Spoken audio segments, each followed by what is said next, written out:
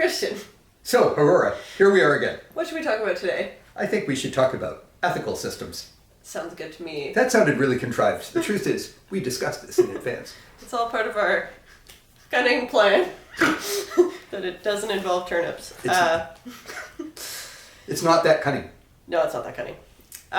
So ethical systems are good to have to start with. So, let's make this simple. The part that we agree on is that both of us kind of feel like we live in a world where very few people seem to have ethical systems.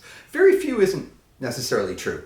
Very few people in politics seem to have ethical systems. Well, I fear that people in politics have ethical systems and they are bad, which we're going to have to talk about at some maybe point. That's a whole separate subject. It might be. Yeah, how do we prevent people from coming up with ethical systems that are bad? I don't know, but I'm not sure. And I mean, let's start right out with a little hermeneutics and definition. I'm not sure that defining everyone who disagrees with you as bad, where you're allowed to say anything you want and they're not, is an ethical system. I think there are limits. Oh, you mean the one the politicians have? Yeah. Yes. I'm thinking specific politicians on the other side of the border, but I think when I say ethical systems, I'm sorry to be like self-explanatory, I mean ethical systems that have ethics to them, where we're talking about how to do the best for ourselves and other people and how to embody some form of morality. And I don't necessarily in this case mean any kind of sexual morality, but like a morality about people and equality and stuff like that. To me, that's an ethical system, whereas I get whatever I want and you don't probably is technically a system, but why? But I'm not accepting. So I mean that's exact like where you end up with essentially nihilism or some form of like narcissistic nihilism where like they thought about it. Very popular these days. It is. They thought about it and decided that was the way to go. So like I don't know if it's correct to define that as an ethical system or the lack thereof, but these are the people who scare me the most because they're the ones who are like, no, I don't believe in anything. What matters is my success and the success of my family, and like everything else is irrelevant. Which, it's the people who think about it and decide that who really freak me out. That's one version of people who freak me out. And then like, there's also like the whole effective altruism crowd, which maybe we'll talk about later. But that's like it is an actual ethical system that I think started out a little more sensibly.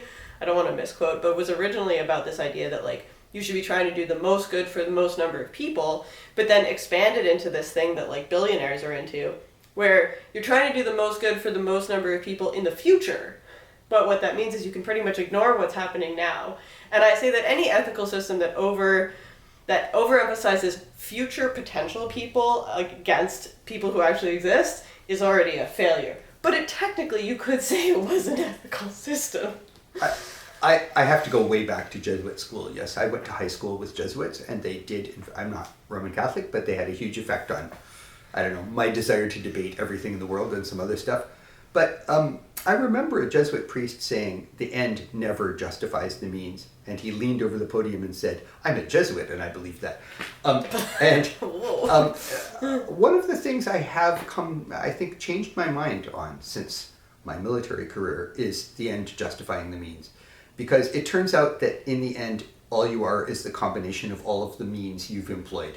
Mm-hmm. If you tortured the prisoners and put people in concentration camps, historically speaking, that's who you are. Right. And and you maybe thought you were doing it for the right reasons. But how can we tell? You keep saying, but we were saving the race from Slavs and Jews. Right. And people like, in history go like, no, that was genocide and you're terrible. Definitely wrong. Yeah. And that's where I think we need to be, this is not even arguable, but where the crass materialist and the effective altruism people fall, if not on their swords, maybe on history's swords.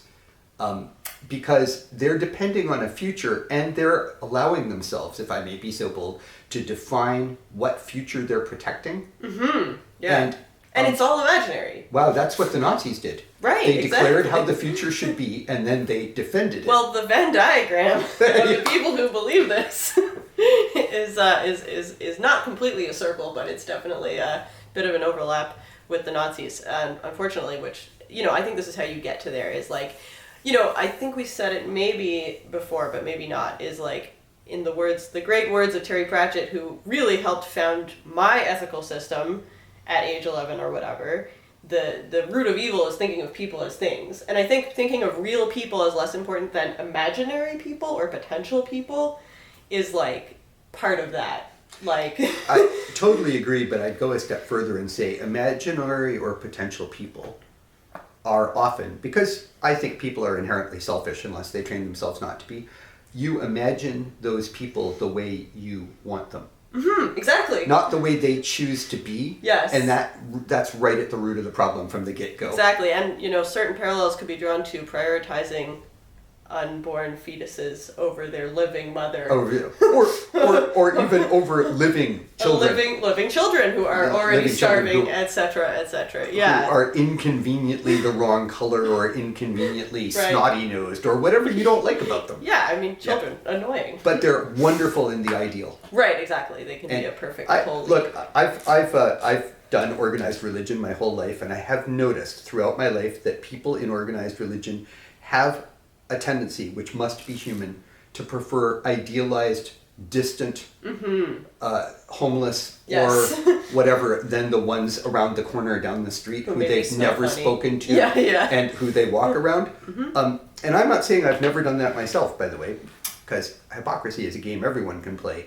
But it is something that has occurred to me again and again. And I think we when we talk about these things, even my Marxist friends have a tendency to idealize distant workers. Yes. But not really get along with workers. And not talk to the real workers who, again, are inconvenient and don't believe all the things you want them to believe. Yes. Yeah.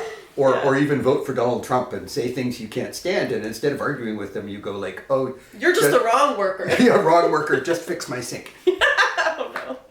Oh, no. No, Marxists aren't arrogant.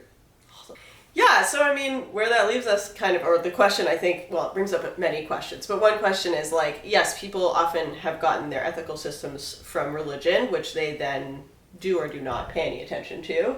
But I mean, I think, Christianity has a pretty good ethical system written into it that many Christians that I have witnessed seem to ignore, which is very sad because, be nice to each other and like take care of the needy. These are good things to do. For those of you watching who don't know me from Adam, I write fantasy novels. And one of the hugest differences between the real world and fantasy is that in fantasy worlds are full of evil religions. They're evil. And they proclaim evil, and they're like somebody trying to take over the world or somebody trying to release the old evil gods. We don't have any evil religions. If you look at religion on planet Earth, I'm not talking about a fact. I'm talking about what the Prophet Muhammad, may his name be blessed, said. What Jesus said. Yeah. Nobody was out there like... Kill everybody. Only you should survive. Yeah. I mean, the Bible, the Quran, and all the other good books do have some curious passages, and they do occasionally wander off into a... they behaved badly, so God smote them. A revenge forward. But by and large, the big prophets seem to say things like, you should treat other people the way you want to be treated yourself. Yeah, I mean, I would say the issue, foundationally, yes, usually the primary tenets of religion, of most religions that I've looked at are, mostly be nice to people and, but then it's, all the little details where things start to get problematic, and people really will hope, I mean, as we can see with certain types of fundamentalist Christians, they'll over-fixate on what is actually not the foundational the foundational elements of the teachings of Jesus, and then, really run with that, you shouldn't be gay, instead of, be nice to everybody, and, it's almost write a shorter book. Keep it really simple so that we can't, go off into following the shoe or the gourd schisms, as to bring it back to Monty Python. I'm sure I will annoy somebody who's watching, but I am never sure that American evangelical Christians read the same Bible I do. I know, it's wild. I'm always like, where did you get that? Wow! So creative. It seems odd because I belong to an organized religion, the Episcopal or Anglican version of Christianity, and we go to church sometimes more than once a week, and they read the gospel to us at church. And I sit there sometimes thinking, are they getting the same thing? They just read the bits about smiting. Only the smiting part. We're only interested in the smiting, okay? Yeah, I mean, that brings me up something I wanted to ask you about, like, your thoughts about, because, you know, we've discussed in the past chivalry a little bit, and, like, you know, that was in its own way kind of a spin-off from Christianity, and it was very focused on, like, users of violence. So, you know, there is an element where, you know, I don't think Jesus would have ever said, go be a knight and, like, whatever, but, you know, they still used it to bring in an ethical system to their use of violence and their lifestyle, right? Spin-off is the perfect phrase. So, without calling anyone a heretic, let's say high medieval, like high to late medieval, chivalry, something I studied in school and still study almost every day. It's very peculiar. It's not what you think. It's not Victorian chivalry where you should, like, be nice to ladies and hold doors for people. It's about who you kill and when you kill them. But it is a set of rules, and it is ethical because it's mostly about how not to lose your temper, how not to kill people who aren't trying to kill you, and other rules that, frankly, I hate to say this, all armies can benefit from. Right. And things like the Geneva Convention are direct outgrowths of the European chivalry movement. And I could bore you, but instead I'll just say it was still really not anything Jesus said. As you yourself said, Jesus never said, like, I know you're going to kill each other, so here are some rules. So here's what you should do. So here are some rules. In fact, he was really shockingly specific about how you should not do this. And through created mythology that we call chanson de geste, but it was like created mythology, like the Arthurian tales and so on, we Europeans in the Middle Ages created an entire amazingly not very Christian approach, which was full of Christian mythology, but then spiraled off into its own thing. And I could lecture on this for hours, but instead, just to show that it's not all about how horrible Europeans are, the Japanese samurai version of Zen Buddhism, I have heard described by a modern Buddhist as not even remotely Buddhist.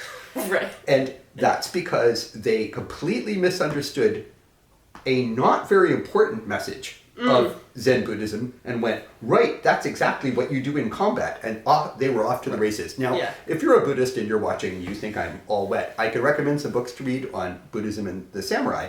But I'll just say, warrior cultures have a tendency to look at the peace-loving religions of the world and go, like, how can I spin this? That's not really for me. Yes. Well, I wonder, like, I mean, this is sort of a tangent, but I wonder if there's a kind of a mistake there in not spending more time being like, yeah, you are going to be violent, so this is what you should do in that case. Like, actually, were you planning a religion? That might be a good thing to do, but, you know, I don't think religions really work that way, because they tend to form organically as opposed to, like, some smart person sitting, unless it's Scientology, which we definitely don't want to emulate. This is we're not running a philosophy podcast. Well, but I think, but I think it's fair to say that often the dividing line, I don't know, I'm just going to say it anyway, a dividing line between some form of idealistic, let's say religion or even philosophy, like pacifism, and some more pragmatic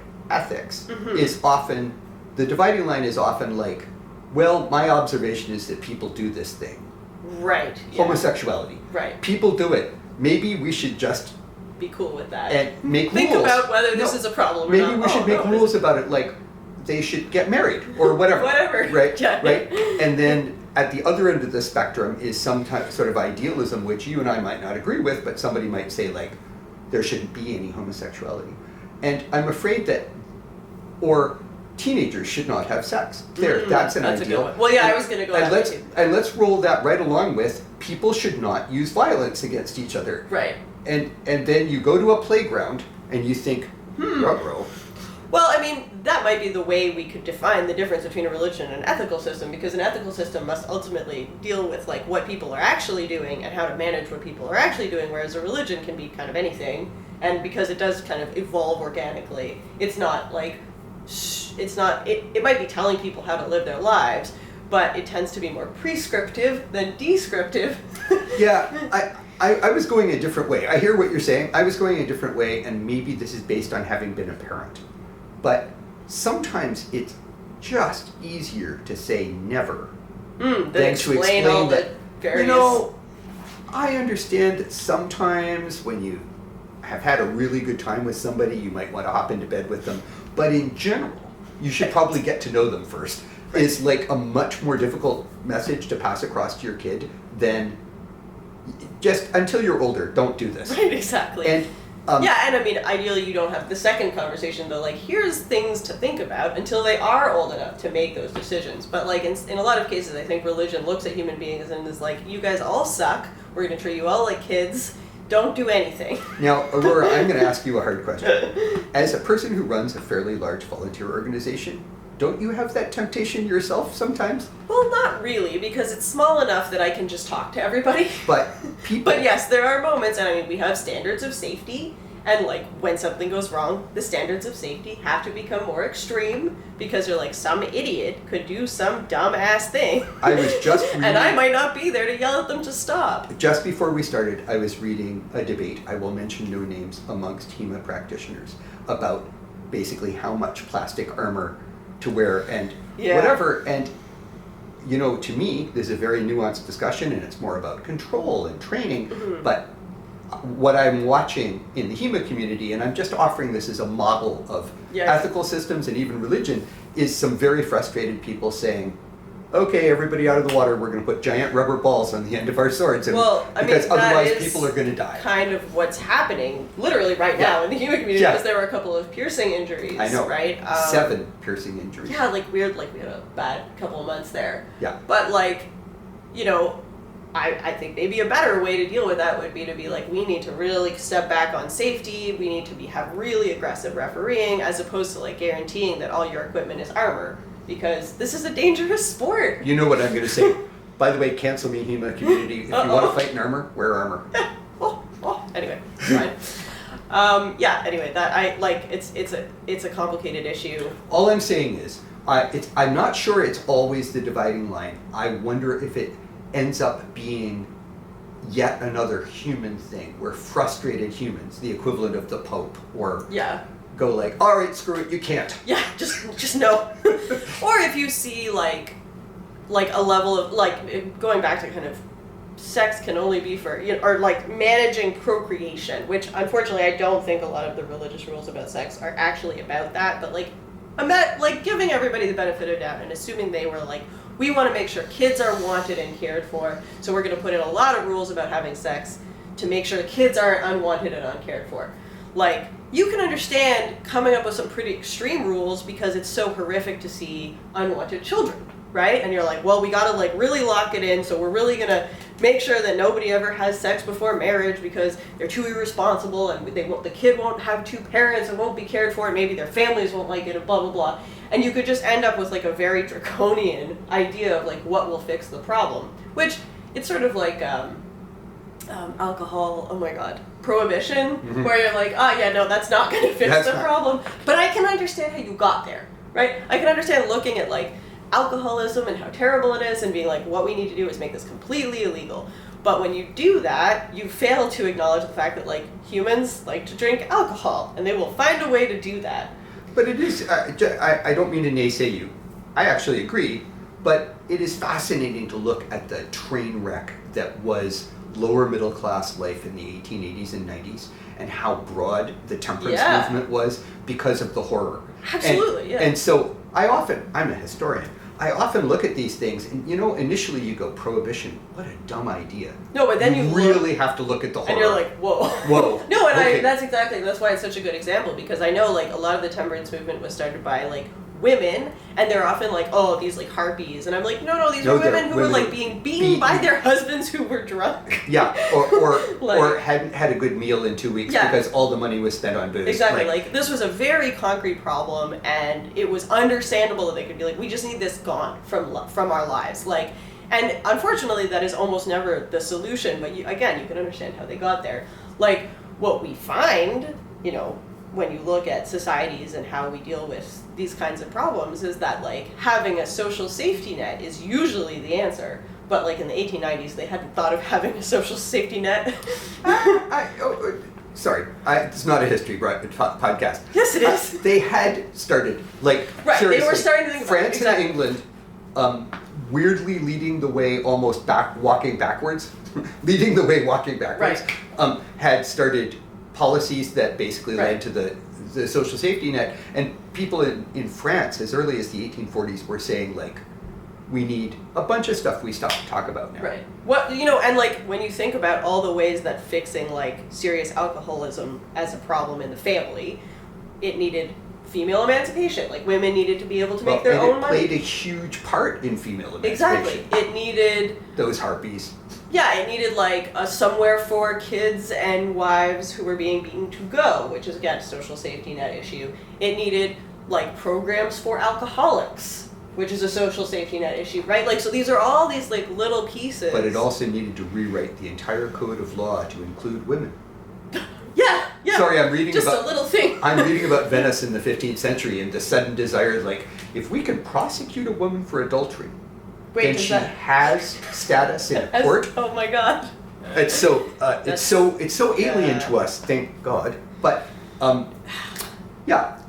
social safety net, but I'm going to spiral all the way back to the beginning of this conversation, because what I want to say is my biggest problem with the effective altruism world, and it's a world, and it's a continuum, is that my study of history, which is pretty good and pretty broad and includes a bunch of different cultures, would suggest that no one who's ever lived can successfully predict shit about what's going to happen 100 years later. And the lack of, war, disease, famine, human error, human genius, like, no one sitting around in 1885 world-spanning massive empire Great Britain in the upper class could possibly have imagined even World War I 30 years in the future, which was going to completely pull their culture down. Exactly. So if they had been saying, oh, we're going to solve for the people 100 years from now, they would have been like, in outer space, incorrect, which is exactly the same case for the people now. Like, now, you just can't do it. Curiously, and this is part of the problem, and I want to say this as an historian, Tories or Conservatives in the UK are often still voting for policies that were mostly rational in 1885. Even then, they were conservative. And this is a thing that I've begun to notice as a pattern throughout history, whether we're in India or China or medieval Europe, is that people who tend to be conservative, and despite what conservatives are doing in the United States right now, all conservatism isn't bad, but people who tend that way are often seeking an imagined past or seeking solutions to a problem that has moved on. Right. And that when you look at like voting patterns in, I'm going to say modern England, you can see people who are in effect still voting for like the preservation of an aristocratic, a landed aristocracy, which is an 1880 problem and doesn't. Yeah. And really, most of those people don't even exist today. Yeah. Most of those aristocrats aren't living off their lands. They're not running huge farms. So voting that way is like wild, antediluvian, right? Yeah. And it's as if people in the American Congress were voting to fight the British, which, you know, I mean, we may come to that regardless. You see it kind of in how bad we are at managing the internet, like internet law as it comes up. Like we're just like, like, you know, which is too bad because, you know, some of the ways we have of thinking about publishing and law and like speech and everything, we could use those rules for the internet and do a pretty good job. But because it's so different, everybody's just like, no, we're throwing it all up in the air and starting from scratch, which is like rarely the right way to go. I guess like when you spend enough time studying history, you can be like, oh, here's a way that some people solved this problem. Can we tweak that and like use some of the elements for now, which is very different than being like, let's vote for the 1890s aristocrats. Absolutely. But I'm now going to spin back to chivalry and say, so there was this practice in the Middle Ages where, and I'm going to call it more of an ethic than, although it's sometimes called a cult, and I could tell you why, but I won't. But they can ask a question. There's an ethic to chivalry that was very pragmatic and was like, unless the person is trying to kill you, don't kill them. So if they surrender, you should let them surrender. Good rule. We take this for granted, but actually, it's actually quite a thing. It's actually a new thing, letting people surrender, taking prisoners. And still a surprise to some, shan't name names. And they codified these things, and we either do benefit from them today or we ought to. And in this regard, and I'm not going to go off on it, but people who use force for a living, prison guards, cops, soldiers, sailors, Marines, could still benefit. And some do. Like people who go to military academies tend to get the laws of war pushed down their throat. And by and large, in my experience, I'm a military veteran, they tend to believe it. A lot of senior NCOs tend to believe that the laws of war are a good idea. When they put it to you straight out, if you take prisoners, you're more likely to be taken prisoner. Lots of people go, I can see that. That's like easy to straightforward altruism. Right. It's almost give to get. Yeah. And we don't want them to do that to us. And I mean, that's the sort of thing where like it looks from the outside like the police forces could really benefit from that kind of rule. Well, like that kind of pseudo-chivalric. If you must use force, use the minimum amount of force you have to use to get the job done, would, in some cases, improve everyone's lives. Yeah. And I mean, we don't want to go too far down this, but like in terms of thinking about what your job is, as a soldier or as a cop, like, yes, you're here to protect the people you're here to protect. If you're a cop, that is literally the citizens around you, and yes, also your buddies, but maybe not yourself first, which is like more, I think, the way military people are trained to think than the way cops are trained to think. You could say something, but you won't. I've had a number. I've worked for and with various police organizations, and I've always been shocked to hear police officers say my first duty is to protect myself, but I've heard it a lot. Yeah, right. And I've never met anyone in the military who believes that their first duty is to protect themselves. Exactly. And that, I think, is really important. And, one is a more chivalrous organization than the other. Which is wild to say, but, there I mean it is. that as an insult. Yeah. Moving in a slightly different direction, another group of people who used violence but also were very interested in ethical systems were the classical Greeks. And one of the things that I think is interesting about the classical Greeks versus partly they were all down with having different schools of philosophy, right? They liked that kind of thing, which I think is fun, and I think our society could maybe benefit from a little more of that approach to thought. But they didn't really have any. There was very little anti-violent movement in classical Greece. I think maybe you could argue that the Epicureans were a bit non-violent oriented. Pythagoreans were... Yeah, they were vegetarians, weren't they? They were literally breaking ground, or possibly they were literally Buddhists. Right, It's a whole thing. It's a whole argument, but they were breaking grounds for pacifism and, as you say, not even killing animals. Right, yeah.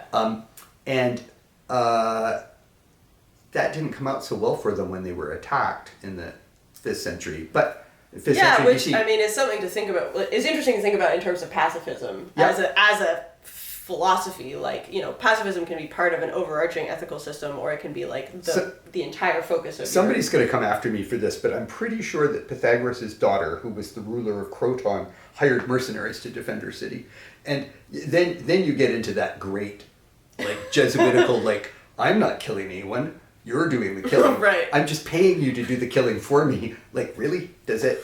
Well, I mean, I think, unfortunately, I am not especially I'm not a pacifist. I don't think pacifism really, I think it has its place, but I don't really think it can work ultimately because human beings are just naturally violent. Like, I mean, evolutionarily, historically, I just don't think we have that until everybody suddenly becomes magically pacifistic, which seems just as likely as everybody suddenly just stopping having sex.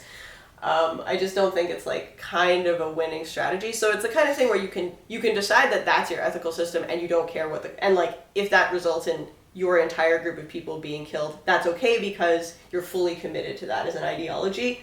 I mean, I respect it. Wouldn't be for me, but one of the best human beings I've ever known. I shan't name a name because he'd be embarrassed, but he was a career U.S. Marine, and then after he retired, he became mostly a pacifist, and he said, "Look, if aliens come in drop pods and start eating people, I guess I'll shoot them."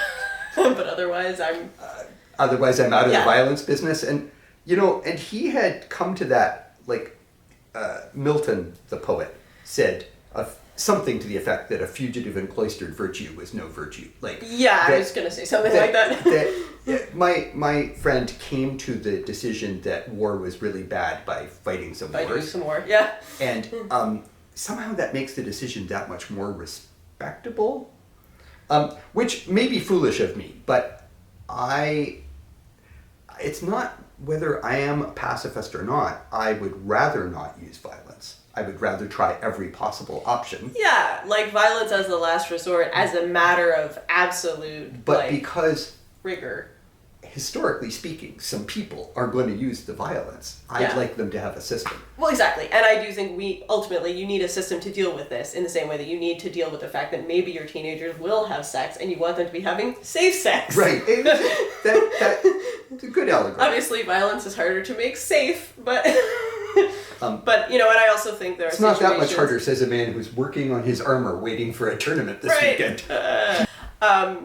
Yeah, like ethical systems dealing with violence. Like, I mean, in theory, that's why we have laws. But then there's like a difference between an ethical system and a law, because an ethical system should, in theory, come from your beliefs, right? And this is the thing where we started out with, like, it would be nice if people had them. And this is the kind of thing that takes some education and some thought. And, like, I wish we spent more time on this in high school, like in early education, because, once you get out of school and you have to pay bills and maybe you have kids and you have to go to work 9 to 5, it gets harder and harder, unless you're like inclined to read a lot of books, to think about these things. But you really want to instill in young people like the idea that like doing the right thing might not be fun and you should do it anyway, and you should spend time thinking about what your priorities are and what your values are, because we don't have a state religion, and I think that's great, but we should still be giving people the idea that like, yeah, you should take care of the people around you. You should not be a selfish asshole all the time. Your society will be better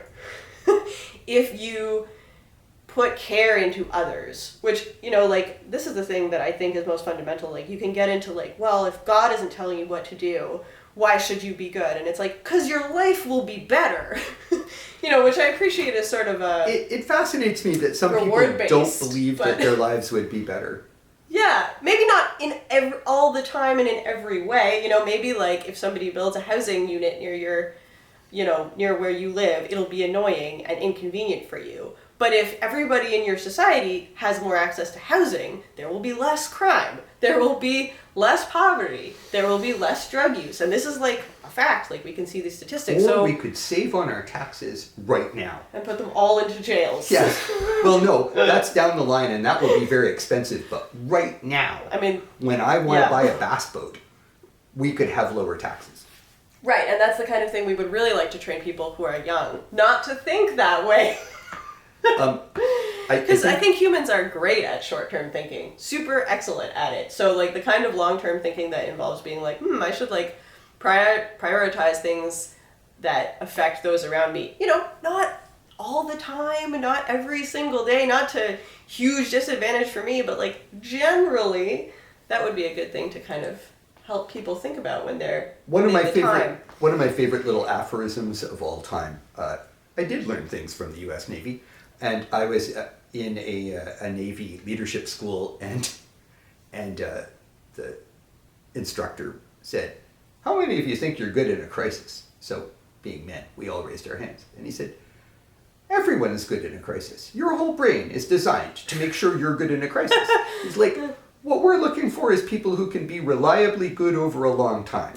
Right. And the crisis could go on a long time. No, it's not just that. It's that there is a kind of person, often a man, who comes to create crisis so that they can operate in a crisis, so they can be good in a crisis. And the Navy didn't want that at all. No. They wanted a lot of calm. Anyway, but it's something that's really stuck in my mind because I think we as animals, or whatever you want to call us, we do tend to go like, well, when the planet's burning down, I'll fix that. Yeah. Right now, I want lower taxes. Right. And we rarely admit these things. This is where I'm curiously of two minds about your utterly selfish.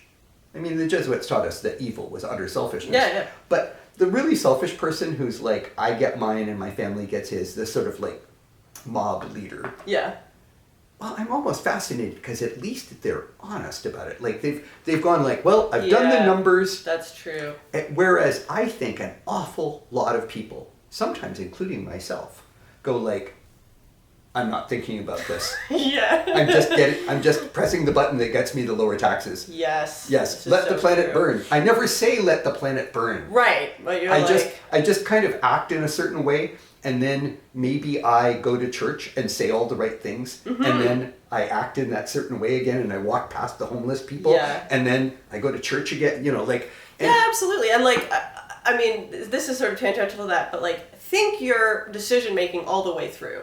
Think your actions all the way through. Which, like, it's hard and it can take some time, but like when you say, oh, I want lower taxes, think about what that means. Like, you can't just be like, I want lower taxes, end of thought. Like, no, there's knock-on effects to lower taxes. Do you want worse roads also? Do you want worse education for children? Do you want poorer healthcare? Because those are all things that you are signing up for when you say, I want lower taxes. Obviously, there's like but in a balance, but like... In a certain way, though, you get to some ultimate...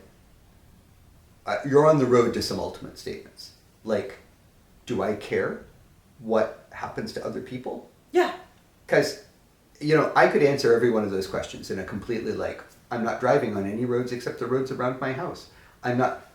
Sure. Yeah, and I'm not trying to be the devil's advocate. I am trying to be the devil's advocate. Okay. But I'm also saying, like, again, I think when we are at our most selfish, representing me, we are at our most thoughtless. Mm-hmm. And I agree the really dangerous people are the people who are like, nope, I've thought it through. I'm going to be completely selfish. I'll be dead. I don't care. Yeah. And I'm going to go in a completely different direction and say, and sometimes those people are celebrated in media. The people who ruthlessly decide to do their own thing. And sometimes... Often, actually. But I'm just thinking about some heroes that I, too, thought were very heroic in movies, and you're like, no, that was a person who was mostly just killing people. I think one of the reasons, if I can go way out on a popular culture limb, that Bruce Willis and Die Hard were so popular is that he is actually, as far as you can tell, acting in the best interest of everyone, and he's always, while he's shooting people and being heroic and, jumping off of buildings, he at least mouths altruism. Right. and he's funny. Yeah. And everything's better with some humor. That is true. That's Bruce Willis. A gem. And unlike Clint Eastwood, did he become a... No, he's a perfectly nice person. He now is having some health issues, but he's a perfectly nice person. The sense of humor thing goes along. It sure does. I mean, the thing... So do we have any ethical systems we'd like to brag up? Well... Because you started down the classical Greek thing, and I wondered if you were going to okay, so the truth is, I mean, I got most of my ethical system from Terry Pratchett, I'm not going to lie to you. Yeah. And I recommend it. He spent a lot of time thinking about the human condition and what you should do, even when it's hard. And, some of his early books are frankly racist, but he gets a lot better over time, and then he spends basically... the second half of his career just doing anti-racism and, like, talking about the complexity of leadership and, like, the complexities of government and, like, he's thought about it all. Honestly, there's nothing you can't find in Terry Pratchett. And a lot of his books are kind of fluffy, but if you pay attention to, like, the way Vimes thinks and the way Granny Weatherwax thinks, like, even the way Vetinari thinks, there's so much you can glean from that. And he was, like, anyway, Terry Pratchett. Then you move, as I got older and started to read more classics, one of the concepts that I fell in love with from Plato, was this idea of like arete, which is excellence for excellence sake. And, you know, it's a beautiful idea. There is nothing to enforce it, you know, and I think, I don't know, you know, this is what I was thinking about this in the shower, but it's like, how do you, in a world with no enforcement, like, how do you encourage people to say, yeah, be good because it's better, and you'll be happier with yourself, and you'll be happier in general, and like sometimes you'll be annoyed, but like overall you'll be able to look back at your life and be like, yeah, I was living the way I thought I should live. I made mistakes, but mostly I was doing my best, and I was trying to help people when I could, and I was like working to make my community better. And like it's actually bewildering to me that anyone could spend any time thinking about this and not be like, yeah, that sounds great. But obviously it's not the case.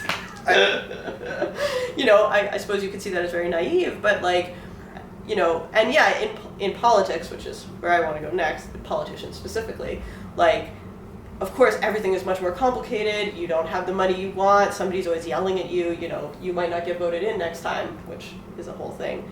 But like, if you could come back to the ethical, like, well, I was, or the foundational thing where you're like, well, I was actually trying to follow an ethical system. I was trying to do my best. I didn't always get there. Like, that is how I would like my politicians to be thinking. There's not a lot of evidence that most of them do, at least on the higher levels. And I mean, I understand that, like, you get to a certain point and maybe it all just seems so much less important, all these, like, the little people and their little people problems. But, like, that's your job, bro. I think I have a different take on your politicians.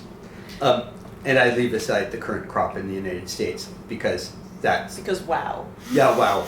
Outside of my... But my wife and I went to the opening of a park for a local politician who passed away.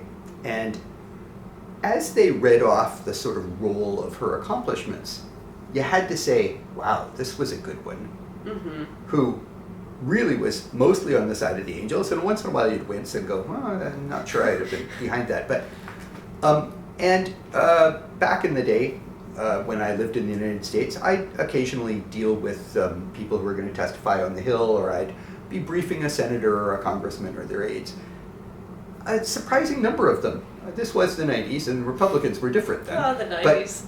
But a surprising number of them, without being ridiculously idealistic, were like, it's my job to work for the little people. Mm-hmm. So I just want to toss at you, first of all, that I think something changed.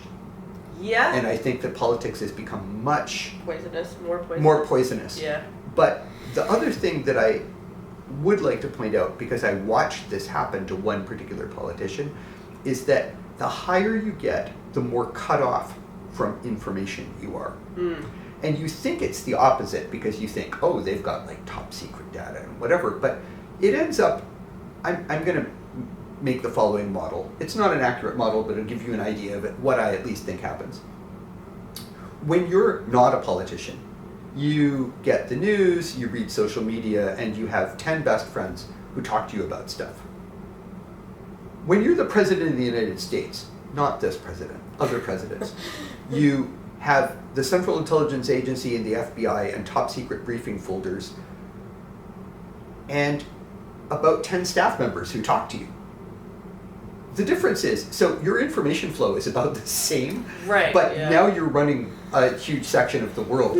And if those people lie to you or misrepresent or are just wrong, that's all you know. You don't have time to go, I wonder what Al Jazeera says. Yeah, absolutely. Yeah, of course. I see this even in Toronto city politics. And I'm like, I know what report you read.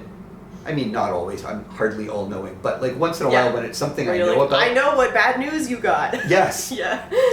And, you know, like bike lanes, which I follow in detail. And I'm like, oh yeah, somebody called you again and went like, why can't we make downtown Toronto more like Richmond Hill? Yeah. Anyway, I only offer this because I cling to the idea, as a Canadian, that most politicians are still trying to do the right thing. And the other thing that I want to just make as a historical point is that if you were to read Victorian children's books, I have, and I leave out the sometimes extraordinary racism, all the things you talked about in a society are there. They're trying to build empathy. They're constantly telling, especially well, boys. That's actually a good boys point. I may to have look gotten around. a lot of my ethical system from like the little. No, but what I want to point out yeah. is they were busy conquering the world and oppressing the crap out of people. Yes, they were. While Trying to teach their teaching kids. boys Yeah. to be empathetic. Yeah, And it's true. I worry that it's not as simple as we want it to be. Also, I guarantee it's not. also when you look at the literature of Great Britain in World War I, you realize that often young men and women of the upper middle class took that to mean, yes, of our own. I will take care of other people like me. And that, let's has face its it, own problem. is a problem. I mean, that's like a fundamental element of the human psyche, but yeah, it has its own problems. And you would think that you could say, yes, then I should take care of my own. But that doesn't mean you can do whatever you want to the people in the out group, which, is, I think, the second half of that. Like, yes, obviously you're going to prioritize your family and then, like, your community and blah, blah, blah. But, like, that doesn't mean everybody else is just suddenly not a person. I'm going to try and bring a little bit of this together. It doesn't mean we have to be at the end, but I love Terry Pratchett too. But I've gone through some phases with my ethics.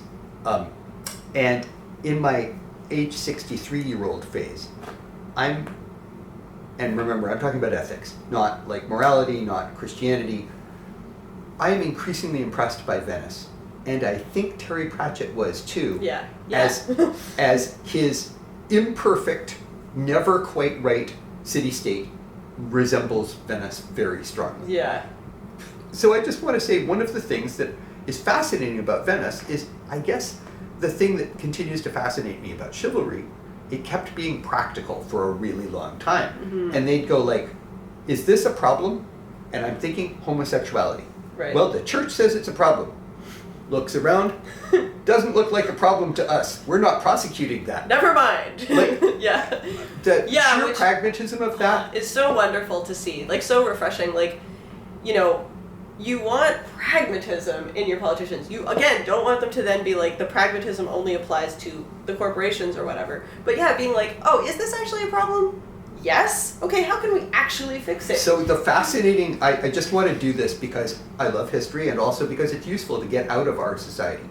So apparently, in late medieval, early Renaissance Venice, their thinking went as follows. If a man gets together with a woman, it's a property issue. Mm-hmm. Because the woman brings a dowry and the man has money. Mm-hmm. And if they fuck around, then there's a property problem. Right, and this presumably applies to offspring and Exactly, and it just rolls on. All that jazz, yeah. There's a million laws. Mm-hmm. If a girl gets together with a girl or a boy gets together with a boy, they can't marry. They keep their property separate, not the state's problem. And so sensible. but not the way you'd ever in the modern North American world come to that. No one would say like, as long as her dowry isn't affected, she can sleep with any girl she wants. And of course, in the modern world, we would like, queer people to be able to like share property and have all the benefits that go along with spousal relationships and blah blah. But yeah, no, that's my point is that we. Okay, I have a couple points, and I'm going to make them as fast as possible. One of them is a Terry Pratchett point. Terry Pratchett does a great job of pretending that his world has history. Mm-hmm. And that's because he wants you to see that we sometimes come to these things through the most bass-backwards decision-making process. And he's very funny about it. But when you think of Venice and you think of property, that's... nobody who marched in Pride would go like, this is about property rights. Well, actually, some very thoughtful people might occasionally say that. But, and the whole argument about everything from transgender to every aspect of the rainbow of LGBTQ is now about post-Christian morality and dictating like who gets to do what. And no one is pragmatically saying, is this a property problem? Because otherwise it's not a problem for the state. Well, I mean, in theory, like, to some extent, the state has said that, in Canada. Yeah. Well, even in the U.S. now, they're unsaying it, but where they said, oh, yeah, like, it makes sense that people would want to have the same property rights, even if they happen to be of the same gender or whatever when they get married. Maybe, and, like, the same, medical rights. Like, so your spouse can come and be at your bedside and like manage your affairs if you die and all of that stuff. So like actually the law, when like the fight for gay marriage was about literally that, like citizen rights and property rights, and that was what mattered. But the people who are trying to take them away aren't saying, well, there's a whole different property issue here. No, they're just saying like God says. God and it's said. like, what? Right? Yeah. Wait, where is God in the state? God is not supposed to be in the state. We have rules about this. And one of the things that I just want to finish with this, I often hear very socially conservative people say, well, none of this even existed in the past. And I want to assure you as an historian that not only did it exist in the past, but people had long conversations about the role of homosexuality in society and came to very different decisions, usually based on things like property and not based at all on what God said, which is fascinating. Or because they based had on, like, God. Sure, and God Supposedly didn't care. the same God, although Or it depends on which God believed very about. different things in the 15th century than she believes now. Yeah, I mean, and when you think about classical Greek and homosexuality, where they're just like, This is oh, this you is don't where- want to have a baby? Excellent. This is where I was going to start with you, because talk about thinking outside the box, where you go like, well, if all boys only have sex with other boys and all girls only have sex with other girls, we've solved your societal teenage pregnancy problem, and then once they're married, we just explain how it's it works. It's a very different way to solve that problem. Solved. Right. Solved. Yeah. Boys with boys and girls with girls until married, and then maybe afterwards too. And we don't have to worry about unwanted pregnancy. Yeah. Anyway, which like... And eventually the entire Spartiate military class died out. because they didn't have any kids. Which, anyway, yeah. Which I think we often forget to think that way. And like, this is why it's so important to study history, because you're like, oh, people solve these problems in very different ways. And, you know, we don't have to go and solve it that way, but we should be thinking about that.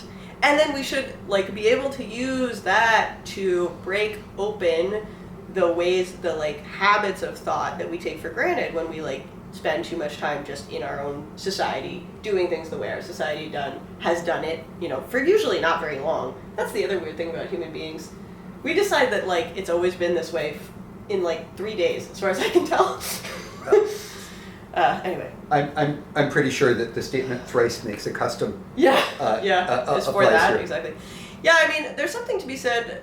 Just back to politicians a little bit for like this idea of the social contract, and like Rousseau was deeply imperfect, but it's such a good idea. It's such a good concept. The social contract, you know, that we have with each other as citizens, and the social contract that goes, you know, up to our leadership. Like, libertarians would like to imagine that you can go off in the woods by yourself and never participate in the social contract, and I say, good luck with These that. are all Don't people who ever have never go to gone the out in the hospital. woods. No. Well, but also, like, then don't use the roads and don't go to the hospital, and don't expect your food to be purchased anywhere, because all the FDA regulations, like, and Canadian safe food regulations come from the social contract, and you not dying. So anyway, rant. But I just think it's like, what I want from my politicians is for them to be always thinking in terms of that mutual social contract. Yeah, we put you here so that you can do a job for us, and like it's not for your own aggrandizement. And they often lose track of that, and this is why I'm in favor of sortition, which I think they had in Venice, right? They had a form of sortition. Forms of sortition, which is the idea of like people in roles of authority being chosen by lot instead of being chosen by election, which we will probably do a whole episode on because I can't shut up about it. I might make you do the whole episode. Just by myself. I'll just sit rant. here going like, No, but you have to Very argue interesting. with me. You have to be like, that sounds terrible, just so that I can like tell you how I've thought it all through. Anyway, but you know, that could remove things like, first of all, in a sortition system, everybody who's chosen in theory isn't there for their own aggrandizement, should already be thinking in terms of like social contract, right? Oh, you're in a role temporarily, you have a social contract, you're not here for the power because like you're not going to be here for that long, and you didn't fight and claw to get the power, you fought, and you didn't fight and claw, somebody just said, hey, here's your job for the next 5 years, and you were like, oh, okay, right? Do you know that- I don't want people in power to want power. do you know the 10 You know where that Venice, gets the you? DHE, the 10, who held all the power over foreign affairs and spies and all of that, were appointed for 1 year, and they could only hold the office one time. Sounds great. Exactly. I mean, 1 year is maybe hard to get anything done, but it still sounds great. Well, no, because they were anyway. No, yeah. Everybody who was eligible was expected to be like ready for that job. Yeah. And they weren't. This is a funny thing. sorry, I hope I'm about to blow your mind. You said get anything done. So here's a completely different way of thinking about all of politics. Not necessarily that everything's fine, but this is a machine that you run, not that you try and put your stamp on. Long time ago, I remember saying to a friend of mine at church after a service, I was like, you sounded great. I could hear your voice. And she said, oh, you're not supposed to be able to hear my voice. The point being that in a choir, you should hear the whole choir's voice. And that is the Venetian idea of government. It's like, no, when it's your turn on the 10, you should be as invisible as everybody else who is on the 10. You don't bring your great ideas. Right. You get the job done. Yeah. I mean... Did Venice fall to the Turks? No? Good job. Move on. Keep it up. Yeah, okay, go. Move on now. Yeah, I mean, I think, like, power corrupts, blah, blah, blah. Like, that's an aphorism for a reason. And yeah, the last thing I want from people in power is that they crave power above all. Like, I've done some reading on, like, the definition of fascism, and nobody really agrees on all the definitions. But, like, when you kind of look over it, one of the things that you really see as a foundational element is this desire for power above all. And, like, that's exactly what I don't want in my government. You know, and I think maybe me and the libertarians could get together on this a little bit, because, yeah, what you want is people, you know, who are here to serve your best interests and the interests of your community and aren't there for the power. Because, like, it's easy to look around at people who are in power and be like, I don't think you're there for the right reasons, and then go to, there shouldn't be any government, which, unfortunately, I don't think is viable. And it doesn't really match with how humans have organized ourselves ever, actually. But speaking as a person who's had a little power, it is addictive. Very enjoyable. Yeah. And also horrific. That's the part that always puzzles me, because I look at some people, like the current president of the United States, and I think, you don't have any sense of responsibility, do you? I think that's like an empathy thing. Like Because when I'm in a position of authority, I am constantly like, did I do that right? Mm-hmm. Is it going to be okay with Aurora? Whereas, no, literally. Yeah, absolutely. And did I hurt somebody's feelings? Yes, exactly. Did I do the wrong thing? Like, did I not go with my own ethical system that I take very seriously? Exactly. Yeah. And I have seen that actually in a number of politicians. I can see the strain. Yeah. And then I look at the current president of the United States and I think, you're just golfing. Anyway. Well, yeah, and I mean, like, unfortunately, I think the system, not as much in Canada, thank the Lord, but in the U.S. is, like, hyper-capitalism. Like, I've always said, hyper-capitalism rewards cheaters, and, like, we're seeing the kind of ultimate like, the ultimate denouement of the, like, the grifter society. And, like, I'm not saying there aren't ways to do capitalism better than that. Like, there are. Like, you just need some, you know, some guide rails. Some socialism. Some socialism to temper your capitalism. But, like, when you see people who clearly are only there for the naked use of power, and there's an empathy problem, and, you know, maybe they got there because they have an empathy problem, because they were willing to, like, destroy everything in their path, lie and cheat and steal in order to get where they are. And, like, we absolutely don't want those people to be in power, right? I'm right? reading I won't go off on this, but I'm reading a very interesting book written in 1914. And the author is trying to analyze the societies of all the major countries just entering into World War I. And it was literally written in like October, November of 1914. Good God. Wow, what he says about the United States is kind of horrific. Oh, I bet. He's like, their crass materialism will interfere with their ever being able to have a moral society. And I'm like, what? Whoa! 1914? Wow. Anyway, part of the wrap up. I have to go because I have to go deliver clothes to a collection center where those clothes will hopefully go on to go help other human beings. Yes, that's good. That is ethical. Yeah, you know, we try to do... I didn't think of it myself. My wife's making me do it. Well, she is very ethical then. You know, like we do fundraising for homeless people and refugees and stuff because for this very reason. Because we're like, oh yeah, helping the people around us. That seems good. That seems like a society that I want to live in. You know, and again, you can really put yourself in there and be like, would I want to be helped if I was homeless? Yes. Okay then. I literally think that somehow that's the... my mom ran a homeless center. Actually a center for battered women and sex workers trying to get off the street and get off of addiction. And she used to say, there's a lot of people who can't ever imagine it's them. and there's another group of people who are so afraid of becoming them that they can't let themselves think about it. Oh boy. And like weirdly, and this may be a weird thing to say as a 63-year-old white male, but I think about it all the time. I think like, oh, I could be on the street. Yeah. Or, something could go wrong. I could end up disabled. I could blah, blah, blah. Like, yeah. And sometimes I talk to myself and then think, oh, I'm already the crazy person. Yeah. Yeah, and that just takes us back to kind of what we were just saying, which is this is an empathy problem. How do you keep people who lack empathy, because I think this is just a natural thing that occurs in people, from being in power? And like, is it possible to take a person who has low empathy and then give them an ethical system so they don't act as badly as they would otherwise? In theory, I think it probably is possible, maybe not with everybody. But, if we're not doing that as a society, if we're not trying to instill young people with an ethical system, we're not doing, let's say we can get the people with low empathy from here to here. A regular person could go up to here and a low empathy person could get to here, but that's still better than down here, isn't it? And we didn't really go off on the ancient Greek thing that we could have gone off on, but just teaching philosophy in civics classes, like basic philosophy. Mm-hmm. And you don't even have to, like, I'm going way back to the difference between telling your daughter don't have sex with anyone and telling your daughter, like, pick people you really like and spend some time with them. You don't have to tell kids, be empathetic. Right. You can introduce them to a number of philosophical points and kind of let them flow free. And you know what? Some kids may end up as crass materialists, and that's... But you did your best, at the least. glory of being in a democracy. Yeah, right.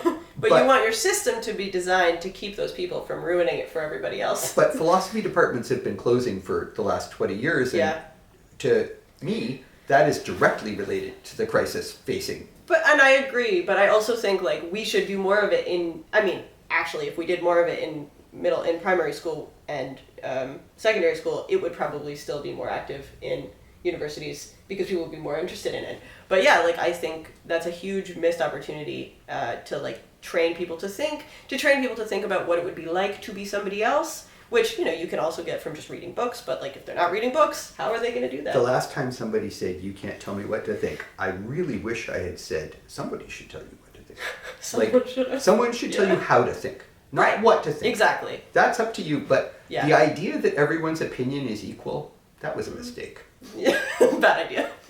Error. Yeah, agreed. Aristocratic Marxist here. Anyway. All right, well, I think that's all the time we have for now. Obviously, there's more we could say. There's always more we could say, and that's why we're going to continue doing this. That's what we should call our podcast. There's always more we could say.